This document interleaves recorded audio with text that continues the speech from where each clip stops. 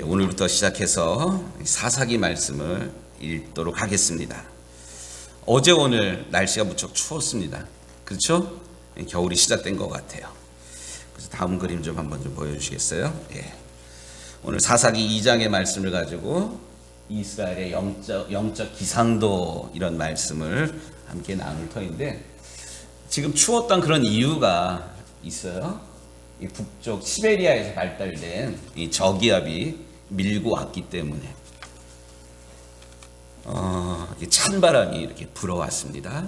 또 뭐 오후부터, 예배 끝난 오후부터는 날이 좀 풀린다 그래요.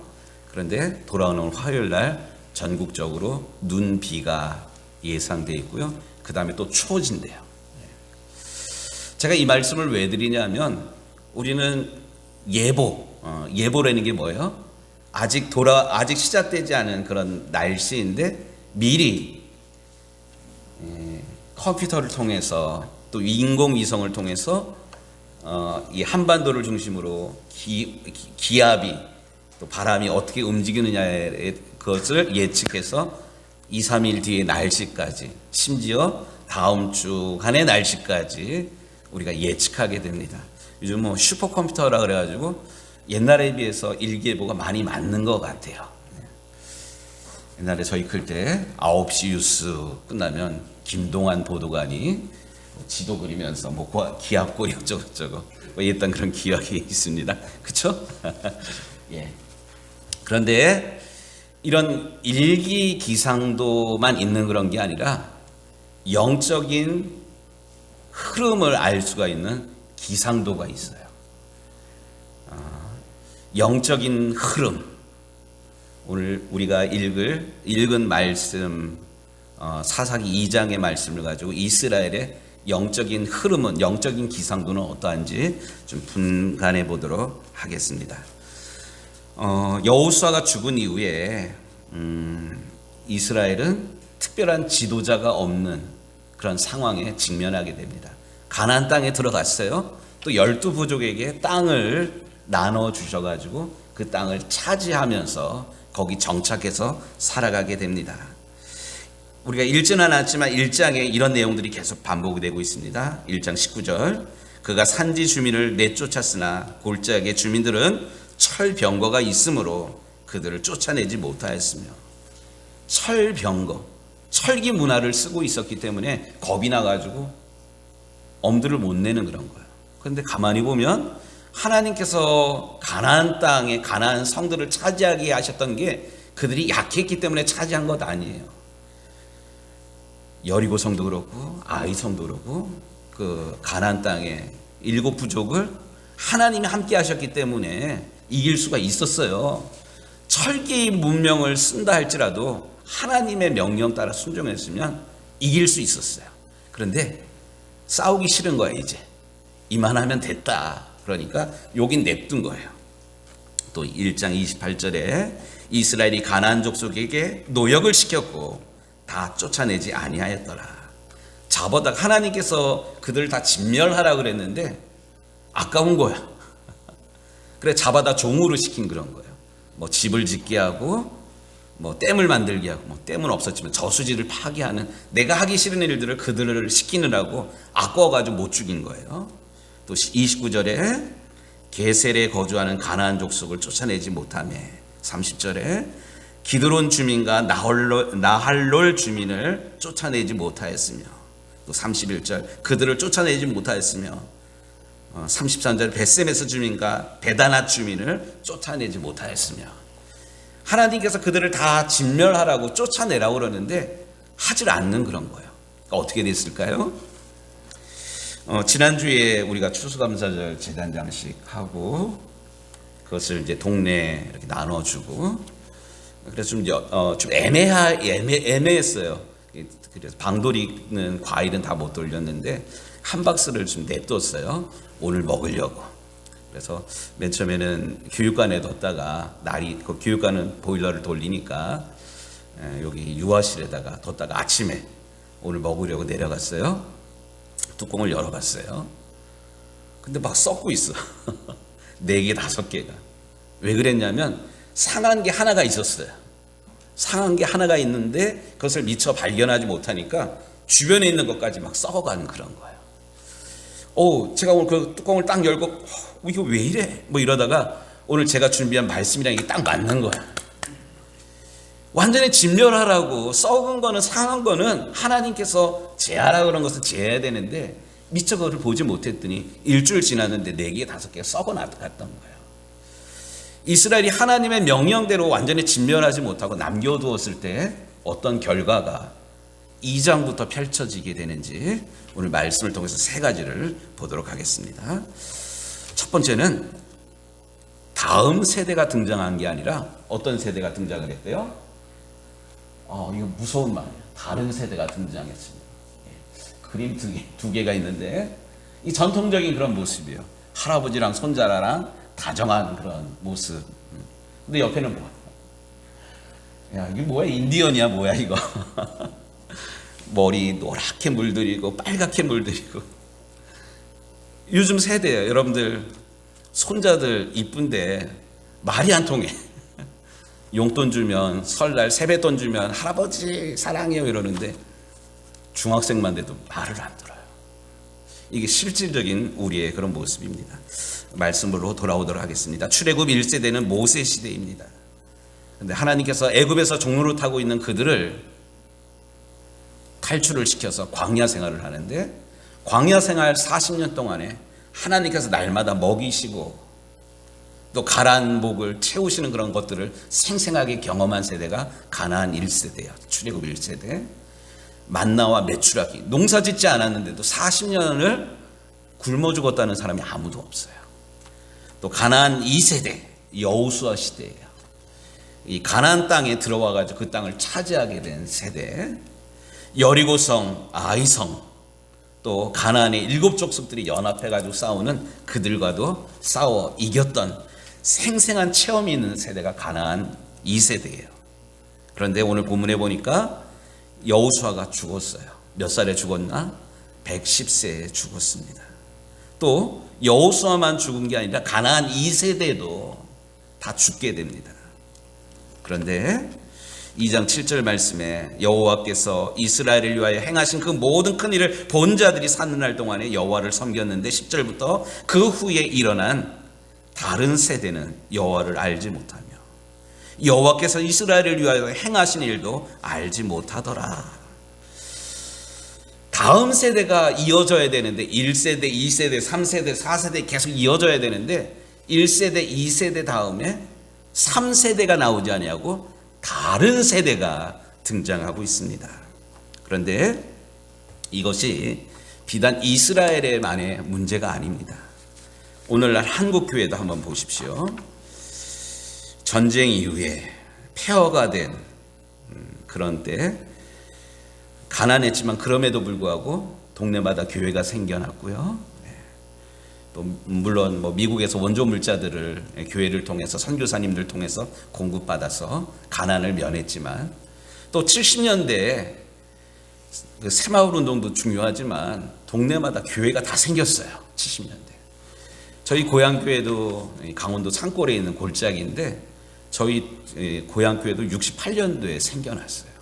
저희 교회만 생긴 게 아니라 그 즈음에 해가지고 70년대, 80년대 동네마다 교회가 생겨났어요. 성경학교 하면 우리 장로님 기억하시나요? 성경학교 하면 동네 아이들이 다 모여서 100명, 150명 이렇게 성경학교를 했어요. 저도 그랬어요. 그런데 1990년에 들어오면서 이제 살만하게 됐어요. 올림픽 치르고 나가지고 살만하게 되니까 등장하는 말이 뭐냐면 X세대 얘기가 나와요. 오렌지족 이런 얘기들이 나오고요. 둘셋 낳던 거를 이제 한 명만 낳고 집에서 다 왕자고 공주야. 이런 세대가 지금 자라나서 1990년 우리 청년들 이야기네. 90년생. 이들은 또 다른 세대예요. 신세대라는 말을 1990년에 처음 들었는데 X세대, 신세대 이런 얘기를 들었는데 그 다음 세대를 뭔 세대라고 그러냐면 욜로 세대라고 그래요. 욜로. 들어보셨나요? 들어보셨을 거예요. 한 번뿐인 인생 즐기자. 이것이 1990년 이후에 태어난 세대들이에요. 또 워라벨. 워라벨이 뭐냐면 일과 레저를 함께 즐긴다는, 함께, 그러니까 같이 중요하게 여긴다는 거예요. 우리는 옛날에 뭐 휴가 가고 뭐 이런 거 안 했어요. 뭐 야근하면 수당 준다 그러면 야근을 했지 뭐 일 더 안 했어요. 근데 요즘은 주 5일 근무 이후에 주말에 일 시키면 큰일 나요. 뭐 주 50시간 뭐 이런 얘기 나오고, 그러다 보니까 사람들이 뭐 집값도 문제이지만 집을 사지 않는 대신에 차를 사고요. 또 차만 사는 게 아니라 차 뒤에다가 뭐 하나씩 달고 다녀. 이게 뭐예요? 캠핑 다니는 그런 거예요. 뭐 코로나 시대에 뭐 몇 명 이상 모이지 말라. 그냥 교회는 안 나와요. 그런데 캠핑장마다 가보면 차들이 그득 가득 차요. 또 전국의 맛집 뭐 이런 데면, 또 뭐 쇼핑몰 이러면 사람들이 교회는 안 가는데 그쪽으로 다 모여듭니다. 자, 안타까운 게 코로나 시대에 뭐 몇 명 이상 모여서 예배하면 안 된다. 그러는데 젊은이들 싹 빠져버렸어요. 젊은이들만 빠진 게 아니라 그전에는 주일 성수에다가 우리가 목숨을 걸고 신앙생활을 했는데 이제 주일 성수 안 해도 되는가 보다. 뭐 영상으로, 또 스마트폰 우리나라 어디든지 다 뭐 터지니까 5G 뭐 와이파이 터지니까 예배 드린다. 이건 예배도 아니고 뭐 이런 상황이에요. 안타까운 이 한국 시대의 미래, 한국 교회의 미래가 신앙이 이어져야 되는데 안타깝게도 우리 아들들, 우리 딸들, 우리 손자들은 하나님을 모르는 다른 세대가 이렇게 자라나고 있음에 아주 속상하고 마음이 아픕니다. 두 번째, 우리 중요한 순간에 움직이겠습니다.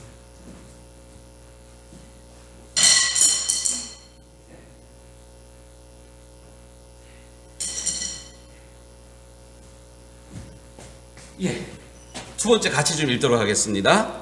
바알과 아스다롯을 섬기다.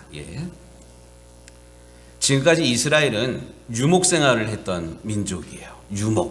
유목이라는 게 뭐냐면 양을 치고 염소를 치던 풀밭을 쫓아서 이렇게 움직이던 그런 세대입니다. 그런데 가나안 땅에 와가지고 정착하다 보니까 가나안 땅은 어떤 지역이었냐면 농사짓는 그런 지역입니다.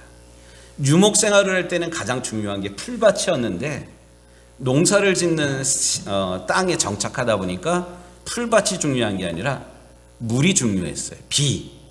물, 이게 중요한 그런 세대였습니다. 성경을 읽다 보면 이 바알이라는 이야기가 한 70번 정도 바알 신에 대한 이야기가 나와요. 바알 신은 어떠한 신이냐면, 이게 바알 신이에요. 다음 그림 좀 볼게요. 여기 이제 바알인데, 바알이 뭐냐면 소신이야. 소. 머리는 소예요. 농사 짓는데 우리도 옛날에 농사 지을 때 소가 재산이었잖아요. 이 농사 짓는 소가 이렇게 중요해요. 또 뿐만 아니라 물이 중요한데, 이게 제가 이제 작년에 성지순례 가가지고 찍었던 곳곳에 이런 소 모양들이 나와요. 그 앞에 그림 좀 다시 한번 볼게요. 한 손에는 이런 지팡이 있는데 지팡이가 뭐 뾰족뾰족해요. 이게 뭔 말이냐면 한 손에는 망치를 들고 또 한 손에는 창살을 들고, 이게 그냥 뭐 망치, 창살 이런 개념이 아니라 비를 내리는 천둥이고 뭐 우레고 뭐 이런 얘기예요. 또 그 옆에 있는 여기 이제 아세라 신인데 그 다음 그림도 한번 봐요. 풍요의 신, 다음 그림. 다 엔터 이렇게 쳐보면 이 뭐냐면 이제 아세라 요거 이게 아세라 신은 그 바알 신은 남성 신이고 아세라 신은 여성 신이에요. 그런데 이게 뭐냐면 가슴이에요. 그러니까 유방이야, 유방. 이 가슴이 풍부하면 그 풍부하잖아요. 죄송스러운데 저희 엄마가 가슴이 작았어요. 또 가난했고 이 가슴이 작아가지고 젖이 풍부하지 못했어요. 그러니까 젖이 많이 나오려면 잘 먹어야 되는데 옛날에 어디 그랬나요? 그러니까 우리 엄마가 늘 하는 얘기가, 제가 키가 작잖아요. 아유, 우유라도 먹였어야 되는데 우유 살 돈이 없어가지고 못 먹여가지고 키가 작다고. 제가 이제 시골 가면 텔레비전 보고 이렇게 얘기 나누면 우리 엄마가 내 다리를 주물러요. 엄마 왜 이래요? 그러면 아유, 조금만 더 컸으면. 이게 못 먹었던 시대에 못 먹여서 키웠던 그런 엄마의 그런 눈물이에요. 근데 이 바알 아세라 씨는 대신에 가슴이 이게 한 개가 아니라 수백 개예요. 가슴이. 그런데 중요한 거는 이 바알 신이 남성이고 아세라 신이 여성 신인데 비가 어떻게 내리느냐? 좀 죄송한 그런 표현인데 남성 신이랑 여성 신이랑 만나가지고 혼음을 하면, 그러니까 섹스를 하면, 그 땀을 흘리고 사정을 하면 이게 비가 된다는, 말도 안 되는. 그래서 그 바알 사제들이랑 아세라 사제들이 이렇게 성적으로 흥분하도록 하기 위해서 막 춤을 막 추고 그 바알 선지자들 할 때 몸에다 막 이걸 대고 막 이랬던 게 성적으로 흥분해가지고 막 카타르시스에 이르도록 이러는 그런 과정이에요. 되게 음란한 그런 신을 이 가나안 사람들이 섬기고 있었습니다. 지지난주까지 다니엘 기도회를 했는데 몇 년 전에 박앤옥 집사님이라는 분이 강사로 쓰신 적이 있어요. 그때 우리 유정교회에 그걸 보셨는지 모르겠는데, 이 박앤옥 집사가 어떤 이냐면 ROTC 성균관대학교 나와서 ROTC 장교 출신이에요. 그리고 그 전에 미도파 백화점인가 대기업에 다니던 그런 엘리트였는데 이가 그 내림굿을 받게 됩니다. 무당이 된 그런 거예요. 근데 무당이 됐는데 무당이 돼가지고 점치고 막 이런 거 하다가 그 나모르는 세계를 또 사람들을 접하게 되는데 무당들을 어쨌든 만나게 된 그런 거예요. 그런데 결론이 뭐냐면 무당들이 되게 음란하고 이렇다는 거예요. 그러니까 회개하고 이가 예수 믿고 이런 과정들을 그때 간증했던 걸로 아는데, 이 박앤옥 집사가 왜 중요하냐면 2002년도에 우리나라에서 월드컵이 열렸잖아요. 그때 이영표, 이천수, 송종국 이런 선수들이 골이 넣으면 뭐 했어요? 기도하고 막 이랬잖아요. 이들을 전도한 사람이 이 박앤옥 집사예요. 박앤옥 집사. 그러니까 박앤옥 집사랑 저랑 이제 교분이 있어가지고 이렇게 좀 왕래를 좀 하고 제가 그분을 이 교회 간증 집회에 이렇게 세웠던 그런 기억이 있는데, 이 결론은 뭐냐면 무당들이 그냥 무당이 아니라 무당들의 삶을 가만히 보면 되게 음란하다는 거예요. 이렇게 되게 혼탁하다.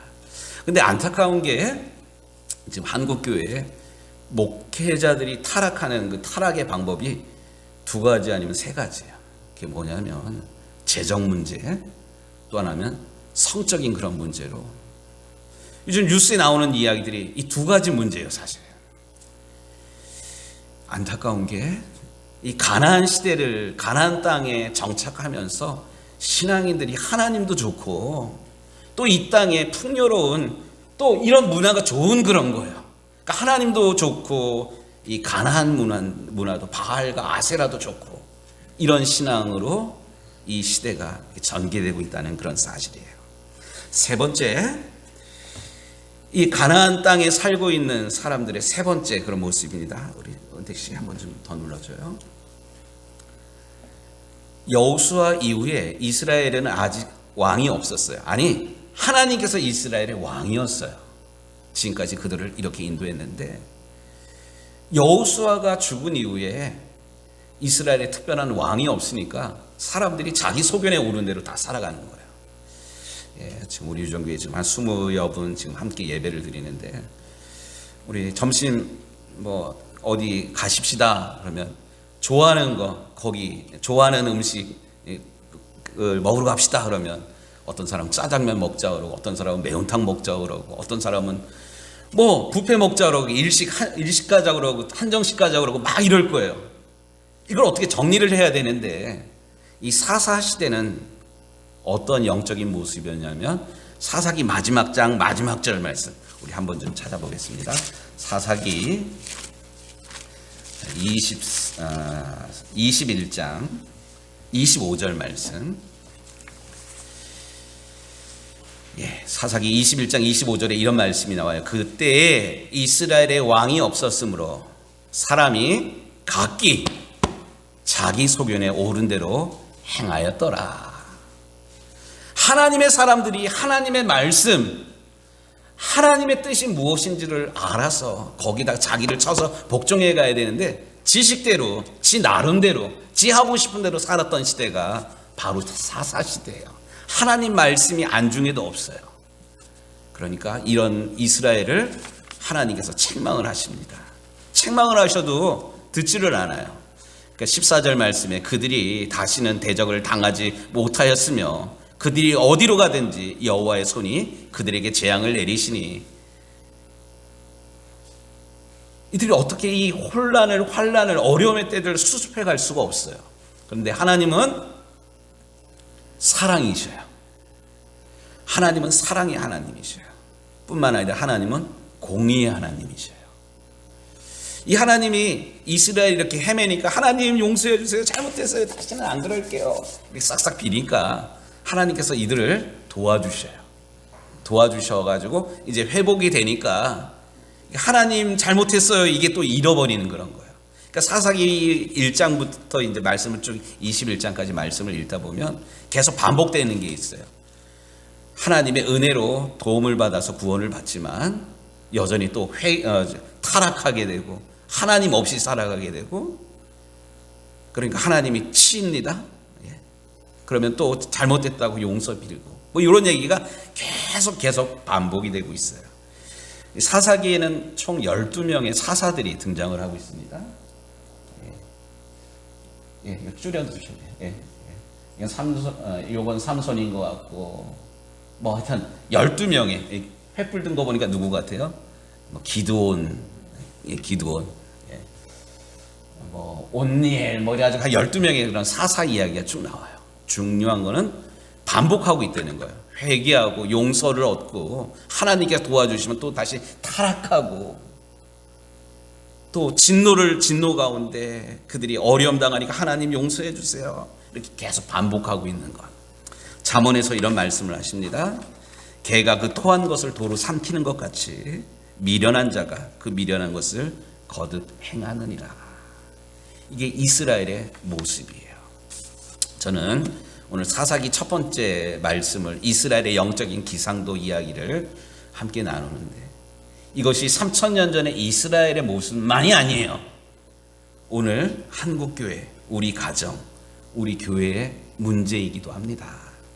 그래서 우리가 함께 오늘 좀 기도하였으면 하는 게 있는데 그게 뭐냐면 어쨌든 지도자가 없으니까 이런 거예요.